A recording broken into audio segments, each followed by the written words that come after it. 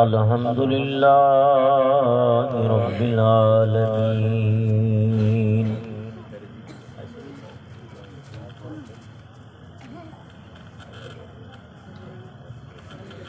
والعاقبۃ للمتقین والصلاة والسلام علی سید الانبیاء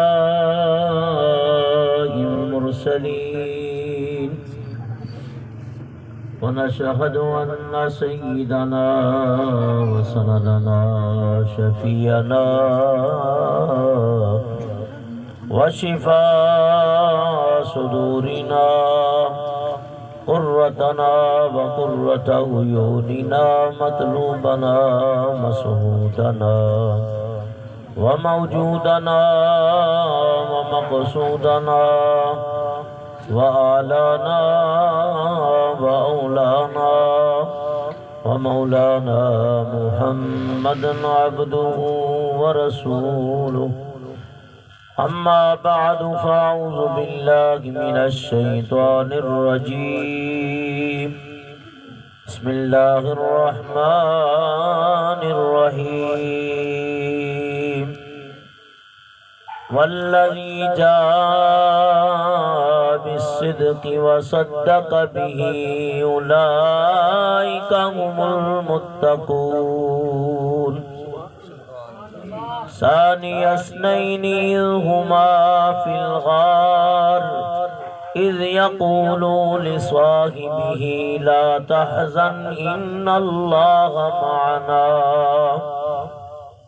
صدق الله العظيم وصدق رسوله النبي الكريم الأمين إن الله وملائكته يصلون على النبي يا أيها الذين آمنوا صلوا عليه وسلموا تسليما الصلاة والسلام عليك يا رسول الله وعلى آلك وصحابك يا حبيب الله الصلاة والسلام عليك يا رحمة للعالمين وعلى آلك وصحابك يا شفيع المذنبين بعد حمد و ثنا کے قرآن کریم کے دو مقام سے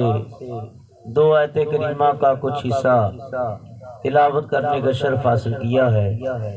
دعا ہے اللہ تعالی حق بیان کرنے، حق سننے، حق قبول کرنے اور اس پر قائم رہنے کی اللہ تعالی ہم سب کو توفیق عطا فرمائے۔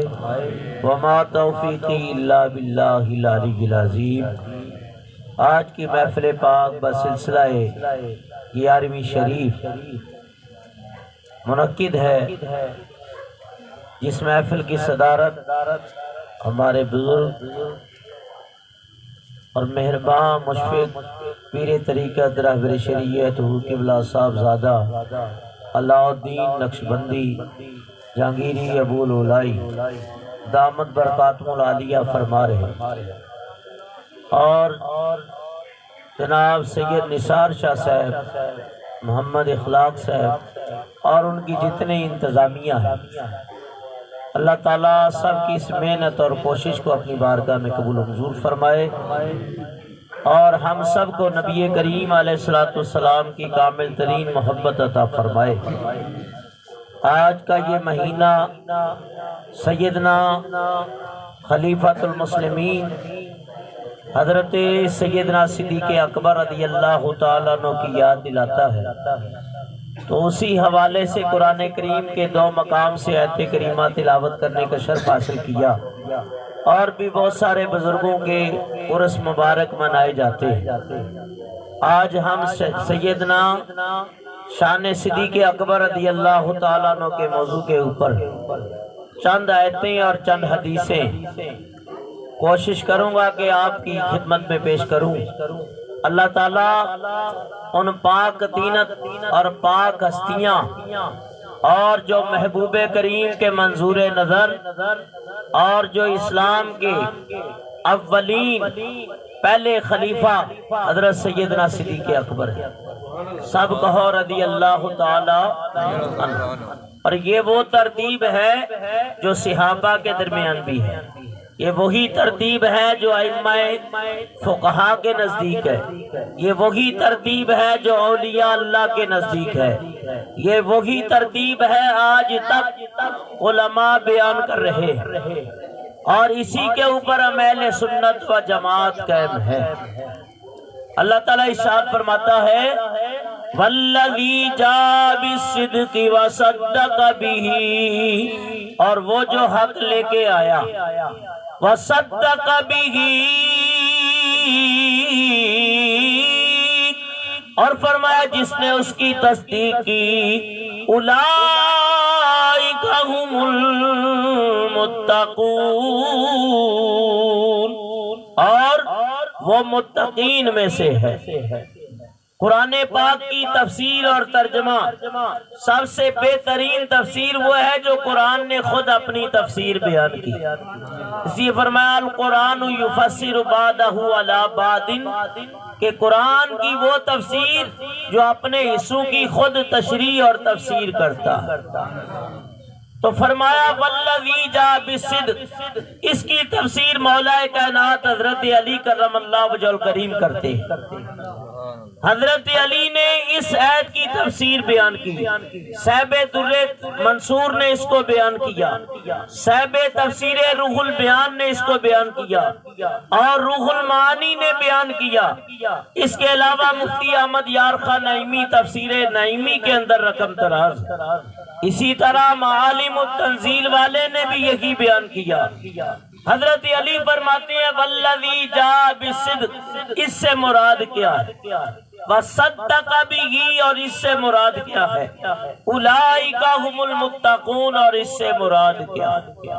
حضرت علی رضی اللہ تعالیٰ عنہ قرآن پاک کے وہ مفسر ہیں کہ آپ فرماتے ہیں میں یہ بھی جانتا ہوں کہ کون سی آیت کس مقام پہ نازل ہوئی، میں یہ بھی جانتا ہوں کہ وہ کس وجہ سے نازل ہوئی، اور میں یہ بھی جانتا ہوں کہ وہ آیت دن میں نازل ہوئی یا رات میں نازل ہوئی۔ فرمایا قرآن کا ظاہری بھی مجھے یاد ہے، قرآن کا باطن بھی مجھے یاد ہے۔ اور آپ فرماتے ہیں مجھے نبی کریم علیہ السلام سے علم کے 1000 باب ملے۔ کسی نے پوچھا کیسے ملے؟ کہا میں نے نبی کریم علیہ السلام کو سنا کہ جب مجھے نبی پاک نے غسل دیا تو آپ نے ساتھ ارشاد فرمایا کہ آج علی کو پہلا غسل میں مصطفیٰ دے رہا اور آخری غسل مجھے علی دے گا۔ تو آپ فرماتے ہیں جب میں نبی پاک کو غسل دے رہا تھا تو حضور کی ناف کے اوپر پانی کے چند قطرے ٹھہر گئے۔ آپ فرماتے ہیں جب میں نے اس کو چوسا تو مجھے علم کے 1000 باب نصیب ہوئے، ہر باب کے اندر ہزاروں مسئلے موجود تھے۔ آپ فرماتے ہیں یہ قرآن کا فیض تھا، مجھے نبی پاک علیہ السلام سے یہ علم کی دولت نصیب ہوئی۔ تو علی جیسا کوئی قرآن کی تفسیر کرنے والا کون ہوگا؟ آپ فرماتے ہیں مجھ سے قرآن کے بارے میں جو پوچھو، زمین کے بارے میں پوچھو، آسمان کے بارے میں پوچھو، سلونی عن طرق السماوات والارض، تمہارا جو جی چاہتا ہے مجھ سے سوال کرو زمین و آسمان کے بارے میں تمہیں بتا دوں گا۔ حضرت علی سے کسی نے سوال کیا والذی جاء بالصدق، وہ جو حق لے کے آیا اس سے مراد کیا ہے؟ آپ فرماتے ہیں حق جو لے کے آیا اس سے میرے محبوب جناب محمد الرسول اللہ صلی اللہ علیہ وسلم مراد ہیں، یعنی حضور حق لے کے آئے۔ اس کے اندر بھی بڑی باریکیاں ہیں۔ تو پتہ یہ چلا جب نبی آیا تو حق نبی کے ساتھ تھا، حق بولو اونچی آواز سے، حق نبی کے ساتھ تھا اور نبی حق کے ساتھ تھے۔ یہ نبیوں کا یہ مقام ہے، اللہ جب دنیا میں انہیں بھیجتا ہے تو اللہ تعالیٰ علم اور ہدایت کی دولت پہلے ہی عطا کر دیتا ہے۔ دوسرے مقام پہ فرمایا وَلَقَدْ آتَيْنَا إِبْرَاهِيمَ رُشْدَهُ مِن قَبْلُ لنبلوکم بہ عالمین۔ فرمایا ہم نے ابراہیم علیہ السلام کو بعد میں بھیجا، پہلے میں نے رشتوں کی ہدایت عطا کر دی۔ تو یہ آیت پڑھ کے مسئلہ کیا اخذ ہوتا ہے کہ جو لوگ کہتے ہیں نبی پڑھا ہوا نہیں، نبی کو راستے کی خبر نہیں ہوتی، نبی کو جب تک نبوت کا اعلان نہیں کرتا کچھ پتہ نہیں ہوتا، یہ سب جہالت کی باتیں ہیں۔ نبی جب دنیا میں آتا ہے اس وقت بھی علم والا ہوتا ہے، نبی ماں کے بدن میں ہوتا ہے اس وقت بھی علم والا ہوتا ہے، اور نبی بچپن میں ہوتا ہے تو اس وقت بھی علم والا ہوتا ہے۔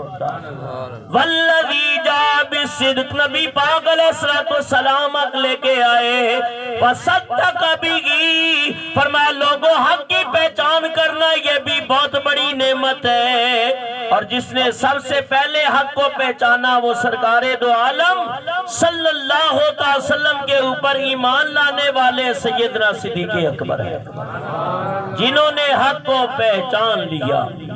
تو فرمایا حق حضور ہے، حق کی پہچان سیدنا صدیق اکبر نے کی ہے۔ اللہ فرماتا ہے وَأُولَئِكَ هُمُ الْمُتَّقُونَ، فرمایا وہ متقین میں سے ہیں، حق کی جماعت والے گئے، بلکہ قیامت تک جتنے متقین ہوں گے تمام کے سردار سیدنا صدیق اکبر ہیں، جن کو اللہ نے یہ مرتبہ عطا کیا۔ نام ہے حضرت کا عبداللہ، کنیت ہے ابو بکر، لقب ہے عتیق اور صدیق۔ عتیق بھی اللہ تعالیٰ کے نبی نے آپ کو ارشاد فرمایا، صدیق بھی فرمایا۔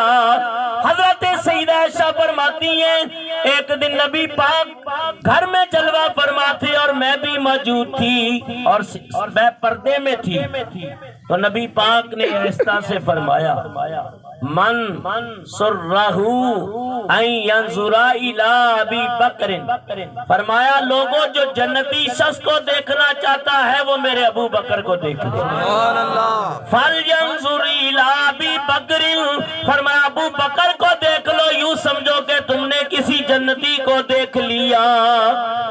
اللہ نے ان کو دنیا میں جنت کی بشارت دے دی کہ وہ 10 جن کو جنتی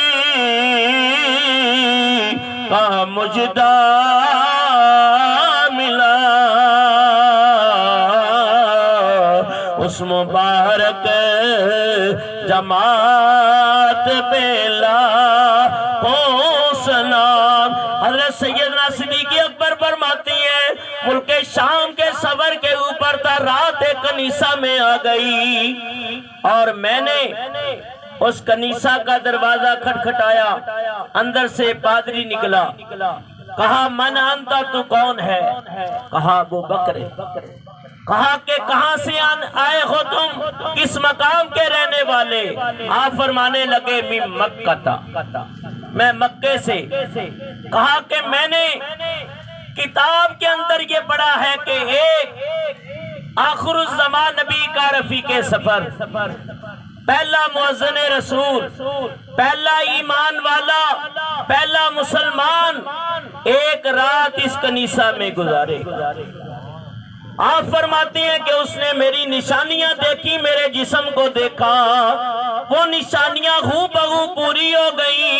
اس نے نبی کریم علیہ السلام کی شان کے اندر عربی کے اندر 12 اشعار دیے اور کہا کاش میری زندگی وفا کرتی تو اس نبی کی بارگاہ میں حاضر ہوتا۔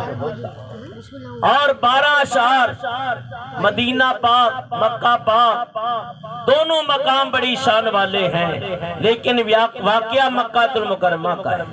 نبی پاک فرماتے ہیں ہر ایک نے آ کے کوئی نہ کوئی نشانی طلب کی، کوئی نہ کوئی دعویٰ کیا، لیکن سیدنا صدیق اکبر کہتے ہیں جب میں حضور کی بارگاہ میں پہنچا فرمایا ابو بکر تیرے لیے وہ 12 اشعار ہی کافی ہے۔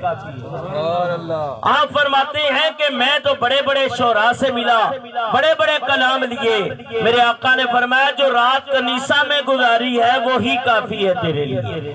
یہ سننا تھا کہ کلمہ پڑھ کے دامن اسلام کے اندر آ گئے اور مسلمان ہو گئے، یہاں تک کہ نبی پاک علیہ السلام کی غلامی کے اندر آ گئے، حضور کی غلامی کے اندر آ کے آپ نے پھر ساری زندگی نبی کا ساتھ دیا، نبی پاک علیہ السلام کی غلامی میں آ گئے اور کلمہ پڑھ کے مسلمان ہو۔ درود پاک بآواز بلند پڑھ لی۔ نبی پاک علیہ السلام فرماتے ہیں قد تو ما نفانی الا مال ابا بکر، فرمایا لوگوں کسی کے مال نے اتنا نفع نہیں دیا جتنا مجھے صدیق اکبر کے مال نے دیا ہے۔ پھر میرے آقا فرماتی ہیں ما سب اللہ فی صدری الا وقد سببت فی صدری ابا بکر، جو اللہ نے میرے سینے کے اندر ڈالا ہے وہ میں نے سارا صدیق اکبر کے سینے میں ڈال دیا۔ اس سے زیادہ اور کیا شان اور مرتبہ اور مقام ہوگا کہ اللہ کے حبیب علیہ السلام فرماتے ہیں جو رب نے سینہ محمدی میں ڈالا ہے سینہ صدیق اکبر میں آ گیا۔ اس فرمایا اذہما فی الغار اذ یقول لصاحبہ، حضرت سیدنا صدیق اکبر رضی اللہ تعالیٰ عنہ میں غار کی رات اور ہجرت کی رات میرے آقا علیہ السلام کے بستر پہ لیٹے، علی کو لٹا دیا اور ہجرت کی رات آپ کی وہ دعا قبول ہو گئی کہ آپ نے اللہ سے عرض کی تھی یا اللہ کوئی رات ایسی دے دے کہ جی بھر کے تیرے حبیب کا دیدار کر سکوں، تیرے حبیب کا دیدار کر سکوں، تیرے حبیب کے جلوے نصیب ہو جائے۔ نبی پاک علیہ السلام فرماتی ہیں میں نے کہا ابو بکر تجھے ہجرت کی رات نصیب ہوگی، فرمایا کہ وہ رات آ گئی جس رات کا انتظار تھا۔ علی مرتضیٰ بستر پہ آرام فرما ہے، جبریل اتر گئے، عرض کرنے لگے یا رسول اللہ رات کی تاریکی میں یہاں سے آپ روانہ ہو جائیں۔ حضرت سیدنا صدیق اکبر قرآن پاک کی آیتیں پڑھ رہے تھے، یاسین والقرآن الحکیم انک لمن المرسلین علی صراط مستقیم، فرمایا کہ یاسین کی قسم ہے، حکمت والے قرآن کی قسم ہے، انک لمن المرسلین، اے پیارے حبیب تم مرسلین کی جماعت سے ہو، اور آپ سیدھے رستے کے اوپر ہو۔ سرکار دو عالم صلی اللہ علیہ وسلم رات کے اس پہر کے اندر کہ یہ آدھی رات کا عالم یہ ہیبتناک نظارہ، مگر باطل سے نہ ڈرتا تھا وہ اللہ کا پیارا، وہ دراتا ہوا وحدت کا دم برتا ہوا نکلا، تلاوت سورہ یاسین کی کرتا ہوا نکلا۔ رات کی تاریکی ہے، مکے کی سرزمین ہے، نکیلے نکیلے پتھر ہیں، نبی کریم علیہ السلام ابھی حضرت پڑھ رہے تھے کہ عاشق بننا بہت بڑا مقام ہے، فرمایا جو سچا عاشق ہو جائے فرمایا اسے دنیا کی دولت روحانیت بھی اور آخرت کی دولت بھی نصیب ہو جاتی ہے، فرمایا عاشق بنی سکھالا نہیں، آگن دے گل کردہ کامل لوگ محمد بخشا تے لال بنان پتھر دا۔ علماء فرماتی ہیں نبی کریم علیہ السلام رات کی تاریکی میں جب غار ثور کی طرف روانہ تھے تو صدیق اکبر کا انداز محبت کیا تھا، آپ کا عشق کیا تھا کہ کبھی آگے دوڑتے کبھی پیچھے کی طرف، کبھی دائیں اور بائیں، فرمایا کہ ذرا سی آواز آتی تو آپ ایک دم اس آواز کی طرف لپکتے۔ میرے آقا نے فرمایا ابو بکر ہجرت کی رات دائیں بائیں آگے پیچھے، یا رسول اللہ میں چاہ رہا تھا کہ کئی دشمن اگر آگے چھپا ہو تو وار ہو تو صدیق کا سینہ آگے پیچھے ہو جائے، یہی خیال پیچھے آ جاتا تھا دائیں بائیں۔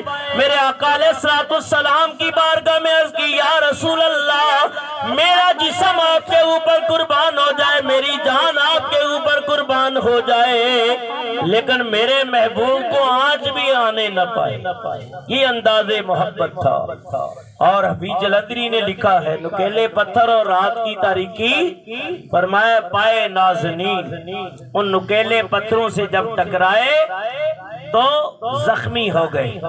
سیدنا صدیق اکبر نے محسوس کر لیا تو آپ نے عرض کی یا رسول اللہ آپ میرے کندھوں پہ سوار ہو جائے.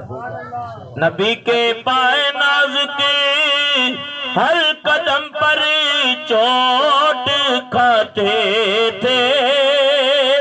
نبی کے پائے ناز کے ہر قدم پر چوٹ کھاتے تھے. دل صدیق کے جذبات زخمی ہوتے جاتے تھے اور نہ دیکھا جا سکا پائے محمد کی جراحت کو. بسد اسرار کندھوں پر اٹھایا شان رحمت کو. نبی پاک کو اپنے کندھوں پہ سوار کرا لیا. اللہ کے حبیب علیہ السلام سوار ہو گئے. نبی پاک کے پاؤں مبارک دونوں کندھوں کی طرف آپ درمیان کی طرف لٹک گئے. حضرت سیدنا صدیق اکبر کبھی اس پائے نازنین کو چومتے ہیں کبھی اس پائے نازنین کو چومتے ہیں یہاں تک کہ سور کی چوٹی کے اوپر لے گئے. عرض کرنے لگے یا رسول اللہ ٹھہر جائیے غار کو صاف کر آئے. فرمایا کہ غار کے اندر جب صفائی ہو گئی عرض کی ہے آقا علیہ السلام آپ تشریف لے جائیں میرے ماں باپ حضور پہ قربان ہو جائے. فرمایا لوگوں وہ کندھے کتنے عظیم ہیں جن کندھوں کے اوپر نبیوں کا امام سوار ہے. فرمایا نہیں جاندا زمانہ عظمت صدیق دی. مل کے پڑھئے نہیں جاندا زمانہ عظمت صدیق دی. اور پوچھو رسول پاک دو قیمت صدیق دی. اور سب کچھ نثار کیتا چھٹی سوئی بھی نہیں. اسلام نو جدوں پئی ضرورت صدیق دی. نہیں جاندا زمانہ عظمت صدیق دی. امام الانبیاء علیہ السلام فرماتے ہیں لوگوں اہل جنت کے 300 درجے ہوں گے 300 درجے لیکن جس کے اندر 1 سے 2 نیکیاں بھی ہوں گی وہ جنت میں جائے گا. جب حضور یہ ارشاد فرما رہے تھے تو محبوبوں کا ایک انداز بھی اپنا ہی ہوتا ہے. یا رسول اللہ ابو بکر کے اندر بھی کوئی ایسی خصلت ہے بلکہ ایک حدیث میں 360 خصلتیں اہل جنت کی ہیں جس میں 2-3 بھی ہوگی تو وہ جنتی ہے. عرض کی آقا میرے اندر بھی فرمایا ابو بکر تیرے اندر وہ ساری اچھی خصلتیں موجود ہیں. اور میرے آقا فرماتے ہیں کہ جن لوگوں کی جنت مشتاق ہے ان میں پہلا جس کی جنت مشتاق ہے وہ صدیق اکبر ہے. صدیق اکبر بھی ان کی متلاشی ہے کہ وہ میرے اندر داخل ہو جائے. اللہ نے انہیں یہ مرتبہ اور مقام عطا کیا ہے. یہاں تک کہ نبی پاک علیہ السلام سور کی پہاڑی کے اوپر حضرت سیدنا صدیق اکبر آپ کو لے کے چلے گئے. آج اچھا خاصا نوجوان حضرت صاحب نے بھی عمرے کی ہے میں نے بھی کئی بار وہاں حاضری دی ہے. اکیلا نوجوان چڑھتے چڑھتے تھک جاتا راستے میں ٹھہرتا ہے پانی کی بوتلیں لے جاتے ہیں پیتے ہیں پھر سکون کرتے ہیں پھر پیتے ہیں پھر چڑھتے ہیں. اے ابو بکر تیری عظمت پہ قربان تو نبی کا ایسا عاشق ہے کہ حضور کو کندھوں پہ سوار کرا کے وہاں تک لے گئے. ہمارے سور کی غار کے اندر نبی پاک علیہ السلام گود صدیق کی سر انور ہے سرکار دو عالم کا. فرمایا کہ سانپ نے ایڑی کے فرمایا حضرت سیدنا صدیق اکبر کی آنکھوں سے آنسو بن کے رخ مصطفیٰ کو چومنے لگا. وہ زہر جو ہے وہ آنسوؤں کے ذریعے شامل ہوا اور چہرے کے اوپر گرا، یہاں تک کہ سیدنا صدیق اکبر کی آنکھوں سے آنسو گرے، چہرہ مصطفیٰ پہ پڑے. نبی پاک علیہ السلام فرمانے لگے اے ابو بکر کیا ہوا؟ یا رسول اللہ فداک ابی و امی لدغتو، یا رسول اللہ ایسے لگتا ہے میں ڈس لیا گیا ہوں. آپ نے فرمایا فکر نہ کر، فطفر رسول اللہ صلی اللہ علیہ وسلم، آپ نے اپنا لعاب لگایا، فرمایا وہ زہر کا اثر جاتا رہا، شفا آتی رہی، یہاں تک کہ نبی کریم علیہ السلام نے اپنا لعاب لگا دیا. اور میں نے اپنے استاد قبلہ ہزاروی رحمت اللہ علیہ سے یہ بات سنی، فرمایا جو پیور صدیقی ہوتا ہے نا، پیور، آج تو کئی صدیقی اپنے نام کے ساتھ لکھ لیتے ہیں، فرمایا جو پیور صدیقی ہوتا ہے اس کی ایڑی پہ آج تک وہی نسل در نسل نشان چلا رہا. اور بعض علماء نے لکھا یہ نشان امام شیخ منورانی صدیقی رحمت اللہ تعالی علیہ نور اللہ مرقدہ ان کی ایڑی پہ تھا. وہ اکثر موزہ پہن کے رکھتے تھے تاکہ ظاہر نہ ہو جائے، تو یہ آج تک وہ فیض چلتا رہا. اور نقش بندی سلسلے کے سب سے عظیم پیشوا، تمام صحابہ کے پیشوا سیدنا صدیق اکبر رضی اللہ تعالیٰ، نبی پاک کی گود، فرمایا کہ صدیق کی گود میں نبی پاک آرام فرما ہے، اور یہ عاشق آپ کے ساتھ ساتھ رہا. 3 راتیں یہاں رہنے کے بعد جب سفر مدینہ اختیار کرتے ہیں، واقعہ کافی طویل ہے، نبی پاک علیہ السلام فرماتے ہیں لوگوں ابو بکر نے وہ قربانی دی ہے جو قیامت تک کوئی نہ دے سکے گا. اور فرمایا یہاں بھی ابو بکر، دیکھو ایک لفظ ہے ابو بکر، یہ لفظ بنا ہے بکیرتن یا بکرتن یا بکیرتن یا بکرتن، جس کا معنی ہے اول آنے کے. تو آپ کے بارے میں آتا ہے حضرت عمر فاروق فرماتے ہیں کوئی مقام ایسا نہیں تھا کہ حضرت سیدنا صدیق اکبر اس میں پہلے نظر نہ آتے. فرمایا ہر مقام میں اولیت اللہ نے آپ کو عطا فرمائی ہے. حضرت عمر فاروق فرماتے ہیں میں نے کئی بار کوشش کی ہے کہ آگے بڑھ جاؤں، لیکن خدا کی قسم آگے نہ بڑھ سکا. میں نے اپنے آگے حضرت ابو بکر کو پایا. حضرت عمر فاروق رضی اللہ تعالیٰ عنہ ایک مرتبہ صحابہ کے جرمت میں بیٹھے ہوئے اپنے عشق اور محبت کا اظہار کرتے ہیں، اور آپ کہتے ہیں کاش میں صدیق اکبر کے سینے کا ایک بال ہوتا، عمر کی ساری نیکیاں لے لی جاتی اور غار کی ایک نیکی مجھے دے دی جاتی. میرے آقا علیہ السلام فرماتے ہیں لوگوں دنیا میں کوئی شخص اتنا خوش نصیب نہیں ہے کہ جس کے اوپر سورج طلوع ہوا ہو انبیاء کے بعد جس کے اوپر سب سے پہلے سورج طلوع ہوا ہے اور بختوں والا ہے وہ ابو بکر ہے. حضرت ابو ہریرہ رضی اللہ تعالیٰ فرماتے ہیں کہ سیدنا صدیق اکبر کے آگے آگے ایک صحابی چل رہے تھے. ہر صحابی شان والا، اس کی عزت کرنی چاہیے. وقت کافی ہو گیا، تقریباً 1 گھنٹہ تو بیان کرتے ہوئے مجھے ہو گیا. تو نبی پاک صلی اللہ علیہ وسلم نے فرمایا کہ تمہارے لیے یہ جائز نہیں ہے کہ میرے ابو بکر کے آگے آگے چلو. اور میرے آقا فرماتے ہیں کسی قوم کے لیے یہ مناسب نہیں ہے کہ جن کے اندر صدیق اکبر ہو اور پھر لوگوں کا امام کوئی اور بن جائے. حضرت بی بی عائشہ صدیقہ رضی اللہ تعالیٰ عنہ فرماتی ہیں کہ نبی پاک جب مرض کے اندر جسم اقدس علیل تھا تو میرے آقا نے ہمارا رسول اللہ صلی اللہ علیہ وسلم حضور نے حکم دے دیا، فرمایا قال ابو بکر فیصلی الناس، فرمایا میرے ابو بکر کو کہہ دو کہ لوگوں کو نماز پڑھائے. یصلی بہم، آپ نے لوگوں کو نماز پڑھائی. تو فرمایا کہ سیدنا صدیق اکبر حضور کے مصلی کے اوپر جلوہ فرما ہوئے. میرے آقا علیہ السلام نے آخری وقت بھی حکم حکم دے دیا، فرمایا مرو ابا بکر فیصلی الناس، ابو بکر کو حکم دے دو عائشہ تاکہ لوگوں کو نماز پڑھائے۔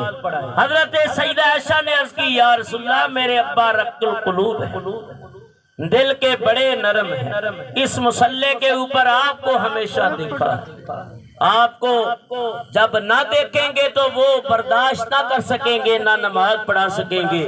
آپ نے بار بار فرمایا کہ کسی قوم کے لیے جائز نہیں ہے کہ اس کے اندر میرے ابو بکر ہوں اور کوئی اور مصلی امامت کے اوپر آ جائے۔